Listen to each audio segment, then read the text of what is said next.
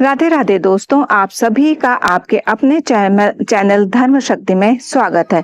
इस वीडियो में हम जानेंगे कि गोपाष्टमी त्योहार क्या है और इसे क्यों मनाया जाता है, इस वर्ष ये कब मनाएंगे और गोपाष्टमी का महत्व क्या है।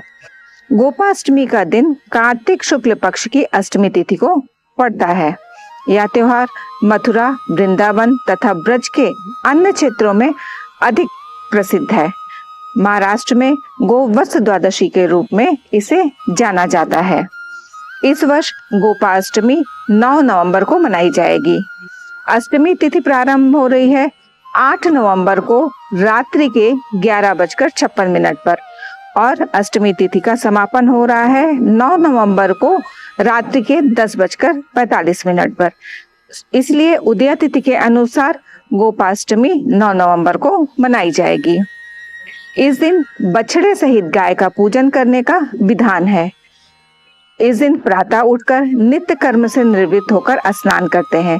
प्रातः काल ही गौओं और इनके बछड़ों को भी स्नान कराते हैं। गौ माता के अंगों में मेहंदी, रोली, हल्दी आदि के थापे लगाए जाते हैं।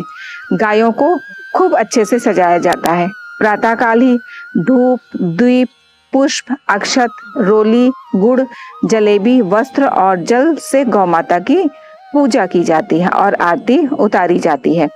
पूजन के बाद ग्रीग्रास निकाला जाता है, अर्थात गौ ग्रास निकालते हैं।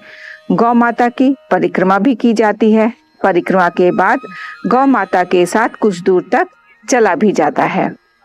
इस दिन भगवान श्री कृष्ण की लीला, जिसे हम श्री कृष्ण की गौ चारण लीला कहते हैं, वो मिलती है। आइए उसके बारे में जानते हैं।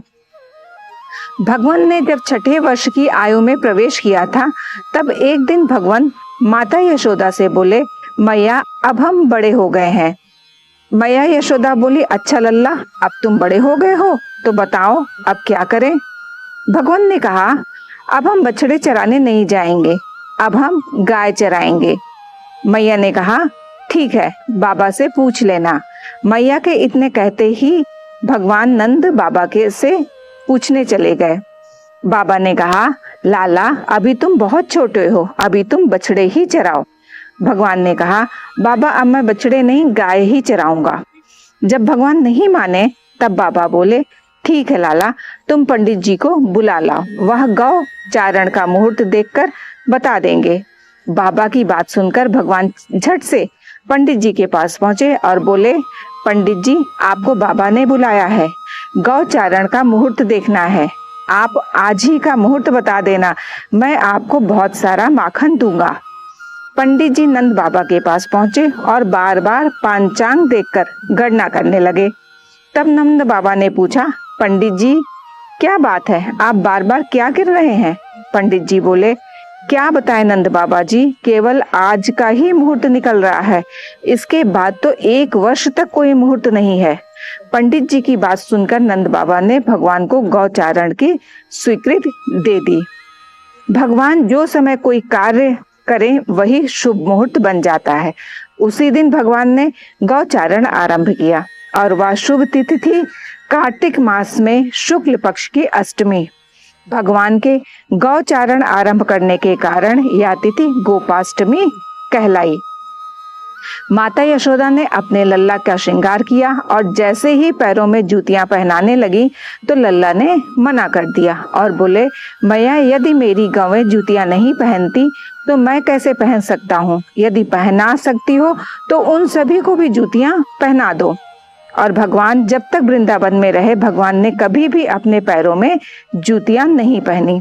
आगे आगे गाय और उनके पीछे बांसुरी बजाते भगवान, उनके पीछे बलराम और श्री कृष्ण के यश का गान करते हुए ग्वाल ग्वापाल इस प्रकार से विहार करते हुए भगवान ने उस वन में प्रवेश किया। तब से भगवान की गौचारण लीला का आरंभ हुआ। जब भगवान गौवे चराते हुए वृंदावन जाते, तब उनके चरणों से वृंदावन की भूमि अत्यंत पावन हो जाती। वह वन गौओं के लिए हरी भरी घास से युक्त एवं रंग बिरंगे पुष्पों की खान बन गया था।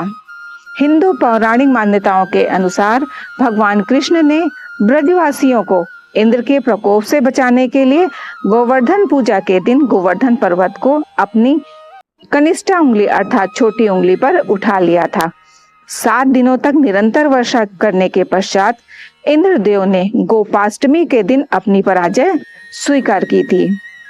भगवान कृष्ण ने ब्रजवासियों द्वारा इंद्रदेव को दी जाने वाली वार्षिक भेंट को रोकने का सुझाव दिया था। इससे इंद्रदेव क्रोधित हो गए तथा उन्होंने ब्रज क्षेत्र को बाढ़ में डुबाने का निर्णय किया, परंतु इंद्रदेव अपने उद्देश्य में विफल रहे क्योंकि ब्रज के लोग तथा उनके पशु गोवर्धन पर्वत की विशाल छत्रछाया के नीचे सुरक्षित हो गए थे। इंद्रदेव ने गोपाष्टमी के दिन अपनी पराजय स्वीकार की थी, इसलिए भी ब्रजवासी गोपाष्टमी का त्योहार बहुत धूमधाम से मनाते हैं। ये वीडियो यदि आपके लिए उपयोगी है तो वीडियो को लाइक करके कमेंट अवश्य करें। यदि आप चैनल पर नए हैं तो चैनल को सब्सक्राइब करके बेल आइकन को प्रेस कर लें, जिससे आपको आगे आने वाली वीडियोस के नोटिफिकेशन समय पर मिल सके। आप और आपके परिवार पर श्री कृष्ण और राधा रानी की कृपा सदैव बनी रहे। राधे राधे दोस्तों।